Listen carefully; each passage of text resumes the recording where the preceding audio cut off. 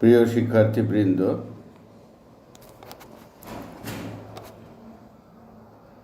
তোমাদের সবাইকে প্রীতি ও শুভেচ্ছা জানাচ্ছি কামালস ইংলিশ আর্কাইভের পক্ষ থেকে। আশা করি তোমরা ভালো আছো। বিশ্ববিদ্যালয়ের ভর্তি পরীক্ষা, বিভিন্ন চাকরির যে প্রতিযোগিতাপূর্ণ পরীক্ষা, সে পরীক্ষার জন্য ইংরেজি গ্রামারে যে ধরনের প্রশ্ন হয়ে থাকে তার একটি নমুনা আজকে আমরা এই ভিডিওর মাধ্যমে দেখানোর চেষ্টা করব। Question number 1, it's time you dash your mistakes. তোমরা জানো ইট ইজ টাইম এবং ইট ইজ হাই টাইম, এই যে দুটি অভিব্যক্তি বা এক্সপ্রেশন রয়েছে, এদের পর একটি সাবজেক্ট থাকে। যেমন এখানে ইউ একটি সাবজেক্ট। ইটস টাইম এবং ইট ইজ হাই টাইমের পরে সাবজেক্টের পরে অর্থের সাথে সঙ্গতিপূর্ণ ভার্বের পাস্ট ফর্ম বসে। আমরা দেখতে পাচ্ছি নিচে একটি পাস্ট ফর্ম রয়েছে, সেটা হলো রিয়ালাইজড। সুতরাং উত্তর হবে realised. He dash come to us, come to see us if he had been able to। এখানে if he had been able to এটি একটি সাবঅর্ডিনেট ক্লজ এবং he dash come to see us এটি হলো একটি প্রিন্সিপাল ক্লজ।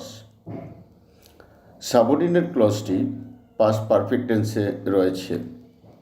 এক্ষেত্রে conditional সেন্টেন্সের নিয়ম হলো সাবঅর্ডিনেট ক্লজটি যদি পাস্ট পারফেক্ট টেন্স হয় তাহলে হি কাম টু সি আস, এই যে প্রিন্সিপাল ক্লজটি, সেই প্রিন্সিপাল ক্লজটি সাবজেক্টের পরে would have, should have, could have, might have ইত্যাদি বসে। এই চারটি যে কোনো একটি বসে, তারপর ভার্বের পাস্ট পার্টিসিপল বসে। আমরা দেখতে পাচ্ছি হি ড্যাশ এর পরে কাম একটি পাস্ট পার্টিসিপল, ভার্বের পাস্ট পার্টিসিপল রূপ। সুতরাং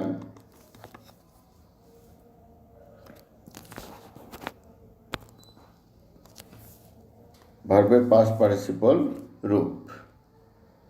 সুতরাং এখানে উড হ্যাভ এটাই হলো সঠিক উত্তর। আমি আবারও বলছি, সাবঅর্ডিনেট ক্লজটি পাস্ট পারফেক্ট টেন্স, তাই প্রিন্সিপাল ক্লজটির সাবজেক্টের পরে would have, should have, could have, might have এর যে কোনো একটি বসবে এবং মূল ভার্বের পাস্ট পার্টিসিপল বসবে, would come. His uncle arrived while he dashed the dinner। এই হোয়াইল শব্দের যে হোয়াইল যদি কোনো বাক্যাংশের মাঝখানে থাকে বা বাক্যাংশের শুরুতে থাকে তাহলে অবশ্যই হোয়াইলের পরে যে বাক্যাংশটি রয়েছে সেই বাক্যাংশটি কন্টিনিউয়াস টেন্সে হবে। হতে পারে সেটা প্রেজেন্ট কন্টিনিউয়াস, হতে পারে সেটা পাস্ট কন্টিনিউয়াস। তবে মনে রাখতে হবে যে হোয়াইলের আগে যে বাক্যাংশটি রয়েছে সেই বাক্যাংশটি যদি পাস্ট টেন্সে থাকে তাহলে হোয়াইলের পরে এই বাক্যাংশটি পাস্ট কন্টিনিউয়াস টেন্সে হবে। যেমন আমরা দেখতে পাচ্ছি হিজ আঙ্কেল অ্যারাইভড, এখানে অ্যারাইভড পাস্ট টেন্স, তাহলে হোয়াইলের পরে এটা পাস্ট কন্টিনিউয়াস টেন্স হবে। তোমরা দেখতে পাচ্ছ হি ওয়াজ কুকিং, ডি নাম্বার উত্তর হবে সঠিক। তার মানে হোয়াইলের আগে যদি পাস্ট টেন্স থাকে তাহলে হোয়াইলের পরে পাস্ট কন্টিনিউয়াস টেন্স হবে। আর পাস্ট কন্টিনিউয়াস টেন্সের গঠন হলো সাবজেক্ট প্লাস ওয়াজ, ওয়্যার, ওয়াজ অথবা ওয়্যার প্লাস ভার্বের প্রেজেন্ট ফর্মের সাথে আইএনজি। এখানে কুক ভার্বের প্রেজেন্ট ফর্ম, তার সাথে আইএনজি যুক্ত হচ্ছে। Number 4, at least one of the students. এখানে ওয়ান অফ দ্য স্টুডেন্টস, এখানে ওয়ান অফ দ্য স্টুডেন্টস হলো এই বাক্যের সাবজেক্ট। এই বাক্যের সাবজেক্ট হলো ওয়ান অফ দ্য স্টুডেন্টস। মনে রাখতে হবে অফের পর প্লুরাল ভার্ব থাকলেও তাতে ভার্বের উপর কোনো প্রভাব বিস্তার করবে না, কিন্তু অফের আগে যে ওয়ান রয়েছে সেটার মাধ্যমে সাবজেক্টের পার্সন এবং নাম্বার নির্ধারিত হবে। এখানে ওয়ান হলো সিঙ্গুলার নাম্বার, আবার ওয়ান হলো থার্ড পার্সন তাহলে এই সাবজেক্টটাকে ওয়ান অফ দ্য স্টুডেন্টস, এই সাবজেক্টটাকে আমরা থার্ড পারসন সিঙ্গুলার হিসেবে বিবেচনা করব। আর আমরা জানি থার্ড পারসন সিঙ্গুলার সাবজেক্ট থাকলে ভার্বের প্রেজেন্ট ফর্মের শেষে এস বাই ইএস যুক্ত হয়। এখানে গেটস একটা সি নাম্বার উত্তরটি হবে সঠিক। 20 years since my father died. 20 years have passed since my father died. খুবই সোজা উত্তর এটা। এটা খুবই কমন একটি গ্রামার। নাম্বার 6 দেখো, I wish the prices of essential commodities dash come down soon. তোমরা জানো যে সাবজেক্ট প্লাস উইশ যদি থাকে তাহলে পরবর্তী ক্লজের ভার্বের প্রেজেন্ট ফর্মের পূর্বে উড বসে। সাবজেক্ট প্লাস উইশ রয়েছে এখানে, আই উইশ। আর পরবর্তী ক্লজের সাবজেক্ট হলো দি প্রাইসেস অফ এসেনশিয়াল কমোডিটিস, এটা পরবর্তী ক্লজের সাবজেক্ট। এই পরবর্তী ক্লজের সাবজেক্টের পরে কি বসবে? উড বসবে যদি সাবজেক্ট প্লাস উইশ থাকে, অর্থাৎ পরবর্তী ক্লজের ভার্বটি পাস্ট টেন্সে হবে। আশা করি তোমরা বুঝতে পেরেছ। Number 7, I dash him for 5 years. তোমরা জানো যে ফরের পরে যদি সময়ের কথা উল্লেখ থাকে তাহলে ওই বাক্যটি প্রেজেন্ট পারফেক্ট কন্টিনিউয়াস টেন্সে হয়ে থাকে।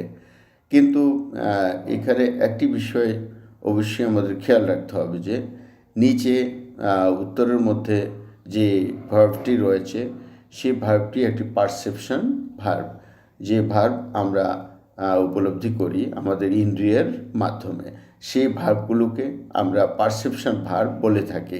এখানে নো একটি পারসেপশন ভার্ব, আমাদের ইন্দ্রিয়ের সাথে এটা জড়িত। এই জন্য পারসেপশন ভার্বের কিন্তু কন্টিনিউয়াস হয় না বা আইএনজি হয় না, সেই জন্য পারসেপশন ভার্বগুলোকে প্রেজেন্ট ফর্মেই মানে প্রেজেন্ট টেন্সেই রাখতে হয়। তাই I know him for 5 years, এখানে নো হবে কারেক্ট উত্তর। কারণ আসলে গ্রামারের হিসাবে ফরের পরে যদি সময়ের কথা উল্লেখ থাকে, এখানে ফরের পরে 5 yearsের কথা উল্লেখ আছে, সময়ের কথা উল্লেখ আছে, কিন্তু তারপরেও এটাকে আমরা প্রেজেন্ট পারফেক্ট কন্টিনিউয়াস টেন্স করতে পারছি না, কারণ নো ভার্বটি একটি ইন্দ্রিয় গ্রাহ্যের সহিত সংশ্লিষ্ট ভার্ব, এই জন্য এটা নো হবে। I waited until the plane took off, তাই না? আনটিলের আগে পাস্ট ইনডিফিনিট টেন্স রয়েছে, আনটিলের পরে পাস্ট ইনডিফিনিট দিয়ে দেওয়া হলো। এখানে টুক ভার্বের past form. Question number 9, I am not use to dash at this time of the day. এখানে ইউজ টু এর পূর্বে যদি কোনো অক্সিলিয়ারি ভার্ব থাকে বা টু বি ভার্ব থাকে তাহলে অবশ্যই সেই to be verb plus used to এর পরে ভার্বের প্রেজেন্ট ফর্মের সাথে আইএনজি যুক্ত হবে। এখানে ওয়াকিং ভার্বটি সঠিক উত্তর। Question number 10, select the correct form of verb I got my car. এই গট একটি পজিটিভ ভার্ব। তোমরা জানো পজিটিভ ভার্বের পর যদি বস্তুবাচক অবজেক্ট থাকে, এখানে মাই কার অবজেক্ট, এটা বস্তুবাচক অবজেক্ট। পজিটিভ ভার্ব কাকে বলে? যে ভার্বের কার্য সাবজেক্ট কর্তৃক সম্পাদিত না হয়ে অন্য কারো কর্তৃক সম্পাদিত হয় তাকে পজিটিভ ভার্ব বলা হয়। এখানে গট ভার্বের কার্যটি সাবজেক্ট আই সম্পাদন করেনি, অন্য কেউ সম্পাদন করেছে, তাই এই বাক্যটি বাংলা করলে তার প্রমাণ মেলে। আই গট মাই কার, আমি আমার গাড়িটি পেয়েছিলাম, রিপেয়ার্ড, তাই না? যা সংস্কার করা হয়েছিল এমন অবস্থায় পেয়েছিলাম, তার মানে সে শুধু গাড়িটি পেয়েছে কিন্তু সংস্কারটি অন্য কেউ করেছে। এই I got my car repaired, এখানে উত্তর হবে বি। আর সূত্রটি মনে রাখতে হবে, পজিটিভ ভার্বের পর যদি কোনো বস্তুবাচক অবজেক্ট থাকে তাহলে তারপর ভার্বের পাস্ট পার্টিসিপল ফর্ম ব্যবহৃত হয়। এখানে রিপেয়ার্ড ভার্বের past participle form. It is I who dash to blame. Who একটি রিলেটিভ প্রোনাউন, হু এর আগে যে নাউন বা প্রোনাউন থাকে তার পার্সন এবং নাম্বার এবং পার্সন এবং নাম্বার অনুযায়ী অক্সিলিয়ারি ভার্ব বসাইতে হয় হু এর পর। এখানে আমরা দেখতে পাচ্ছি আই এর পর হিসেবে এম বসে। এখানে সঠিক উত্তর হবে am. It is I who am to blame. He talks as if, তোমরা জানো যে অ্যাজ ইফ এর পর সাবজেক্টের পর ভার্ব পাস্ট টেন্স হয় যখন অ্যাজ ইফের পূর্বে বাক্যাংশটি প্রেজেন্ট ইনডিফিনিটে থাকে। হি টক্স এখানে present indefinite tense, so as ইফের পরে সাবজেক্টের পরে ভার্বের পাস্ট টেন্স ব্যবহৃত হবে। এখানে নিউ KNEW এটা পাস্ট ফর্মে রয়েছে ভার্বটি, সুতরাং সঠিক উত্তর হবে নিউ। 13 নম্বর দেখো, if he dash on telling lies nobody will believe a word he says. Nobody will believe a word he says, এটা কিন্তু ফিউচার ইনডিফিনিট টেন্সে রয়েছে, ফিউচার টেন্সে রয়েছে। এটা প্রিন্সিপাল ক্লজ। এই প্রিন্সিপাল ক্লজটি যেহেতু ফিউচার টেন্সে রয়েছে, আর if he dash on telling lies এটা কিন্তু সাবঅর্ডিনেট ক্লজ। যদি আমরা দেখি যে প্রিন্সিপাল ক্লজটি ফিউচার টেন্সে রয়েছে, তাহলে সাবঅর্ডিনেট ক্লজটি কিন্তু প্রেজেন্ট টেন্সে হবে বা প্রেজেন্ট ইনডিফিনিট টেন্সেই বেশিরভাগ হয়ে থাকে। তাহলে if he goes on telling lines, যদি সে মিথ্যা কথা বলতেই থাকে তাহলে সে যে কথা বলবে কেউই তা বিশ্বাস করবে না। সুতরাং এখানে উত্তর হবে গোজ, অর্থাৎ সাবঅর্ডিনেট ক্লজটি প্রেজেন্ট টেন্সে হবে। 14. I decided to stay at home last night. গতকাল রাত্রে আমি বাসায় থাকার সিদ্ধান্ত নিয়েছিলাম। I would have gone out if I dare so tired. এখানে দেখো I would have gone out, subject plus would have plus ভার্বের পাস্ট পার্টিসিপল প্লাস এক্সটেনশন, এই যে অংশটুকু, এই বাক্যাংশটুকু হলো প্রিন্সিপাল ক্লজ। আর if I dash so tired এটা হলো সাবঅর্ডিনেট ক্লজ। আমরা জানি সাবঅর্ডিনেট ক্লজটি যদি পাস্ট পারফেক্ট টেন্স হয় তাহলে প্রিন্সিপাল ক্লজের সাবজেক্টের পর would have, should have, could have, might have এবং ভার্বের পাস্ট পার্টিসিপল ব্যবহৃত হয়ে থাকে। সুতরাং এখানে যে সাবঅর্ডিনেট ক্লজটি রয়েছে ইফের পরের অংশটি সাবঅর্ডিনেট ক্লজ, এই সাবঅর্ডিনেট ক্লজটি পাস্ট পারফেক্ট টেন্সে হবে। তাহলে এর উত্তর হবে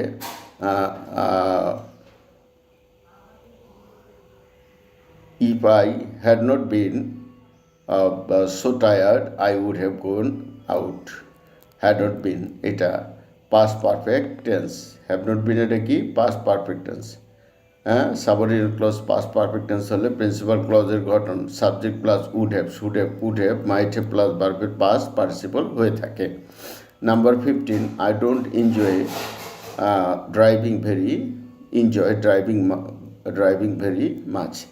আমরা জানি যে এনজয় এখানে যেটা রয়েছে, এনজয় ভার্বের পর যদি আবারও ভার্ব বসাতে হয় তাহলে সেই ভার্বটি আইএনজি যুক্ত করে বসাতে হয়। এনজয় একটি ভার্ব, আবার ড্রাইভ একটি ভার্ব, তাই এখানে ড্রাইভ ভার্বের সাথে কি যুক্ত হয়েছে, আইএনজি যুক্ত হয়েছে। নাম্বার 16 দেখো, if I were you I dash that coat. If I were you এটা হলো সাবঅর্ডিনেট ক্লজ, আর এটি পাস্ট ইনডিফিনিটে রয়েছে। তাই এটা আমাদের যে প্রিন্সিপাল ক্লজ রয়েছে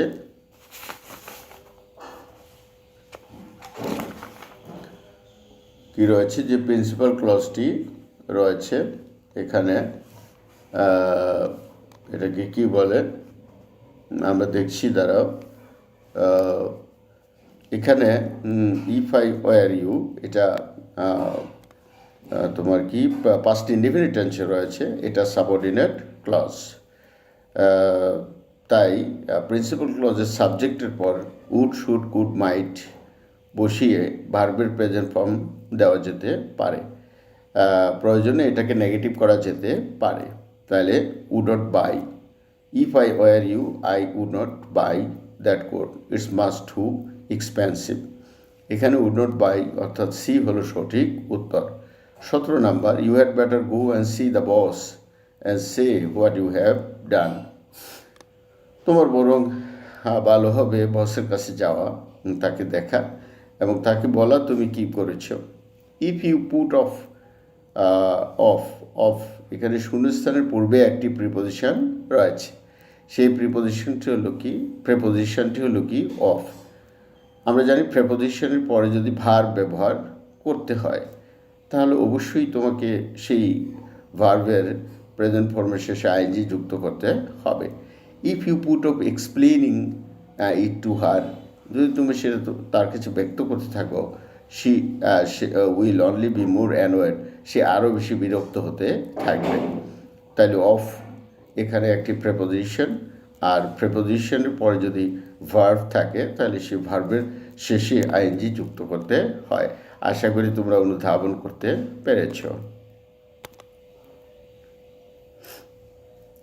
18 নম্বর দেখো, we meet a girl. We এখানে সাবজেক্ট, মিট হলো ভার্ব, এ গার্ল হলো এখানে অবজেক্ট। সাবজেক্ট ভার্ব অবজেক্টের পর যদি আবারও ভার্ব বসাতে হয় তাহলে সেই ভার্বের প্রেজেন্ট ফর্মের শেষে আইএনজি যুক্ত করে সেটাকে প্রেজেন্ট পার্টিসিপল করতে হয়। তাহলে we meet a girl carrying a basket full of flowers, এখানে কেরিং হবে। মনে রাখতে হবে যদি উই মিট এ গার্ল এই বাক্যাংশটি দ্বারা যদি কাজ বোঝাতো তাহলে হয়তো এই শূন্যস্থানে ইনফিনিটিভ ব্যবহার করতে হতো। আর যেহেতু এখানেও কাজ বুঝিয়েছে কিন্তু এখানে প্রেজেন্ট পার্টিসিপল বসানোটাই সর্বোত্তম। Which one is transitive verb? The baby sleeps, the girl takes after her mother, fire burns, to are is human. কোনটি ট্রানজিটিভ ভার্ব আর কোনটি ইনট্রানজিটিভ ভার্ব সেটা জানার জন্য তাদের সংজ্ঞা জানতে হবে। যদি একেবারে সহজ সংজ্ঞা দিতে যাই তাহলে বলতে হবে যে ভার্ব অবজেক্ট গ্রহণ করে তাকে ট্রানজিটিভ ভার্ব বলা হয়ে থাকে। এখানে একমাত্র বি যেই সেন্টেন্সটি রয়েছে সেই সেন্টেন্সটির কি রয়েছে? অবজেক্ট রয়েছে, হার মাদার এখানে অবজেক্ট। সুতরাং বি নাম্বার সঠিক উত্তর। B 20, complete the sentence. If the sun did not shine fruits dash. If the sun did not shine এটা কিন্তু একটি সাবঅর্ডিনেট ক্লজ। বন্ধুরা, কন্ডিশনাল সেন্টেন্সে কোনটি কোন ক্লজ, কোন প্রকারের ক্লজ সেটা নির্ধারণ করা কিন্তু অত্যন্ত জরুরি। এই জন্য তোমাকে সাবঅর্ডিনেটিং কনজাংশনগুলোও জানতে হবে।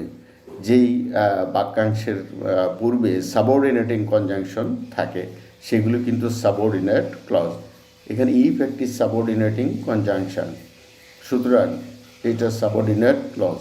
If the sun did not shine, যদি সূর্য না উঠত, ফ্রুটস, তাই না, ফ্রুটস উড নট রাইপ। আমরা জানি যদি সাবঅর্ডিনেট ক্লজটি যদি পাস্ট টেন্সে থাকে তাহলে প্রিন্সিপাল ক্লজের সাবজেক্টের পরে উড, শুড, কুড, মাইট এবং ভার্বের প্রেজেন্ট ফর্ম বসাতে হয়। আমরা দেখতে পাচ্ছি এখানে উড আছে আর নট আছে, আর রাইপ এটা ভার্বের কি প্রেজেন্ট ফর্ম। যদি সূর্য না উঠতো তাহলে ফলগুলো পাকতো না। Number 21, she did not let me, এখানে লেট একটি শব্দ রয়েছে। আমরা জানি ইংরেজি গ্রামারের একটি বিধান রয়েছে যে লেটের পর যদি কোনো ভার্ব ব্যবহার করতে হয় তাহলে সেটা প্রেজেন্ট ফর্মে ব্যবহার করতে হবে। বুঝতেই পারছো উত্তর সঠিক হবে B. No sentence can be formed without the transitive verb. তোমরা জানো যে ট্রানজিটিভ ভার্ব ব্যতীত আসলে কোনো বাক্য গঠন কি নয়, সম্ভব নয়। উত্তরটি হবে principal verb. No sentence can be form without the principal verb. আসলে প্রিন্সিপাল ভার্ব ব্যতীত কোনো বাক্যই হয় না, কোনো বাক্যই হয় না। যেমন আমি অবশ্য উদাহরণ দিয়ে দেখে দিতে পারি। যেমন আই এম হ্যাপি, এখানে এম যদিও টু বি ভার্ব বা অক্সিলারি ভার্বের কাজ করে কিন্তু এখানে সে প্রিন্সিপাল ভার্ব। আবার আই মিট হিম, এখানে প্রিন্সিপাল ভার্বই প্রিন্সিপাল ভার্ব। অর্থাৎ প্রিন্সিপাল ভার্ব ছাড়া কোনো বাক্যই হতে পারে না। প্রয়োজনীয় অক্সিলারি ভার্বগুলো বা টু বি ভার্বগুলো প্রিন্সিপাল ভার্বের ভূমিকা পালন করে। তারপরও প্রিন্সিপাল ভার্ব ছাড়া কোনো বাক্যই হতে পারে না। যদি কোনো ব্যাকরণগত বিষয় বা গ্রামাটিক্যাল বিষয় তোমাদের বুঝতে অসুবিধা হয় তাহলে অবশ্যই কমেন্ট বক্সে আমাকে জানাবে, আমি উত্তর দেওয়ার চেষ্টা করব। আশা করি তোমরা এই ভিডিও থেকে অনেক উপকৃত হবে এবং সবাই তোমরা এই ভিডিও দেখবে এবং খাতায় লিখে রাখবে এবং কোনটির কোন সূত্র সেটা চর্চা করার চেষ্টা করবে। আবারও প্রীতি এবং শুভেচ্ছা জানিয়ে আজকের মতো এখানেই শেষ করছি। ধন্যবাদ।